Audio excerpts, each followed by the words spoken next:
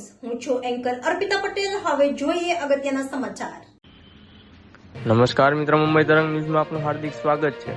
મુંબઈના વ્યસ્ત railway station Lokmanya Tilak terminus એલટીટીના કોર્નર્સ વિસ્તાર નજીક સ્થિત એક કેન્ટીનમાં બુધવારે બપોરે એક મોટી આગ ફાટી નીકળી હતી, જેમાં કોઈને ઈજા થઈ ન હતી। અધિકારીઓએ જણાવ્યું હતું કે આ ઘટનાના કારણે કેટલીક ટ્રેનોના સંચાલનમાં વિલંબ થવાની સંભાવના છે, કારણ કે પ્લેટફોર્મ નંબર 1 સાથે ઓવરહેડ વાયરનો પાવર સપ્લાય જેને નજીક આ ઘટના બની હતી સાવચેતીના પગલાં તરીકે અસ્થાયી રૂપે બંધ કરવામાં આવી હતી। મધ્ય રેલવેના એક અધિકારીએ જણાવ્યું હતું કે એલટીટી સ્ટેશન પરિસરમાં આવેલી જનહાર કેન્ટીનમાં બપોરે 2:45 વાગ્યે આગ ફાટી નીકળી હતી।